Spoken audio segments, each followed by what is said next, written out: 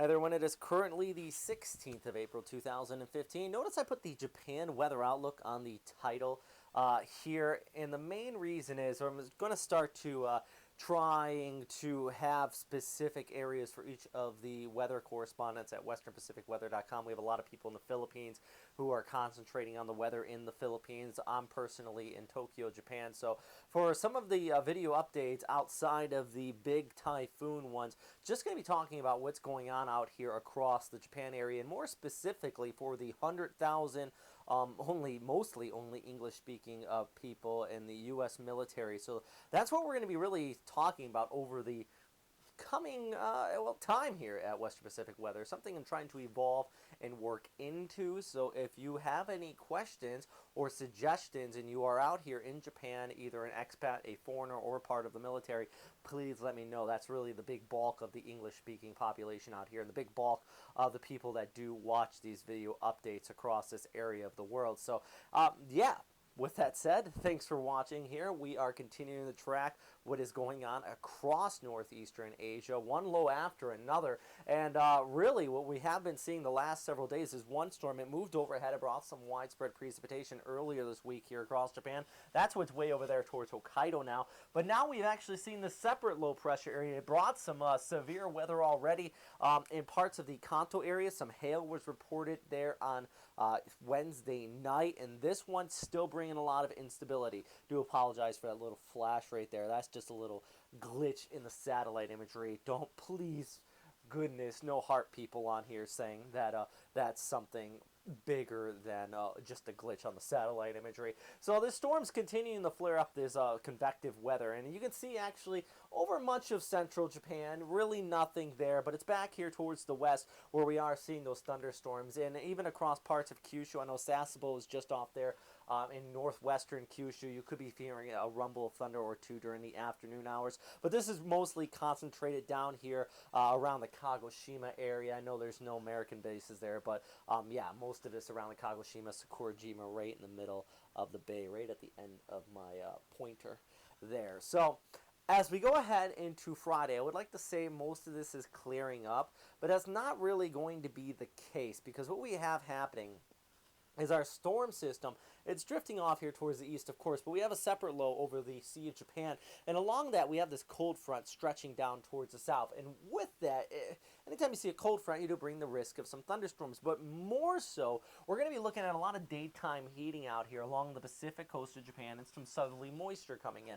Plus the cold front combined with the winds aloft. We have this big dip in the upper level jet that's going to be coming in with this, and I can even go ahead and put it up on your screen. For the same time period, I'll put the upper level winds here. You were just looking at the surface winds. Now this is the jet stream. That all dips down here, and that brings in the cold air aloft, about 20 to 30,000 feet above your heads. So that's going to be flaring up the thunderstorms into the afternoon hours if you are out here. So let's take a look at the forecast. Well, I put a few of the bases. Like I said, I'm trying something new. If you don't like it, let me know. If you like it, please give me the feedback. Misawa, you're going to be looking at some showers here on your Friday, even over there towards Saturday as well. That low is going to continue to track off. It's not going anywhere very fast. Here in the Kanto Plain, I do have partly cloudy skies on Friday. I'll get to that in a second. And then down there towards the south, if we're talking about the Sasebo area, still have those showers there on Friday. Even over towards Okinawa, though, actually it does look like mostly partly cloudy skies and some sunny weather there for you. Temperatures into the 20s. This is the equivalent about the high 70s. But this is the key thing I want to know, and I kind of want to concentrate on, because as far as weather is concerned, Friday is going to be a beautiful day out there if you're in central Japan, around the Tokyo area. Highs into the mid-20s. This is high, basically mid to high 70s, like I mentioned before.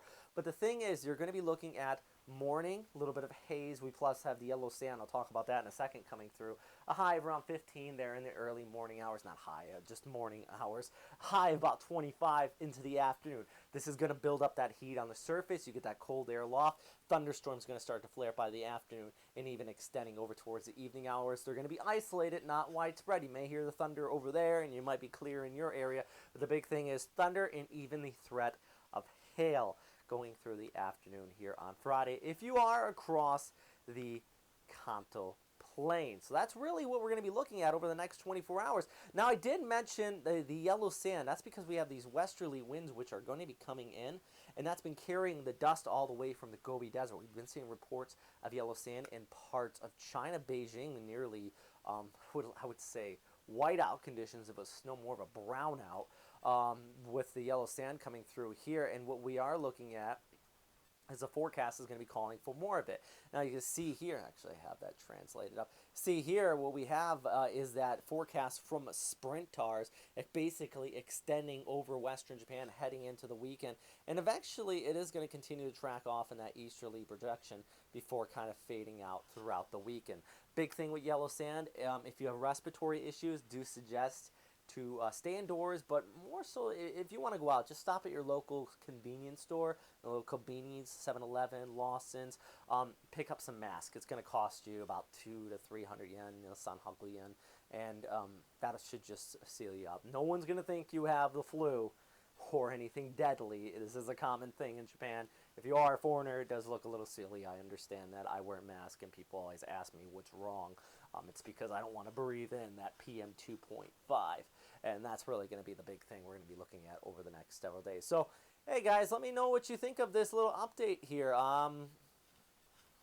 Trying something new, trying to rake in more viewers here at the YouTube channel, but also at the website. I'm also going to be building a separate section at the website for just Japan weather, specifically around the military bases there, at westernpacificweather.com, so please do go check it out. As I mentioned, typhoon coverage still takes priority, but I'll try to put this second to that. And plus, if we definitely have a typhoon near Japan, which we get at least 10 a year, they're definitely going to go hand in hand out here. All right, guys. Thanks for watching.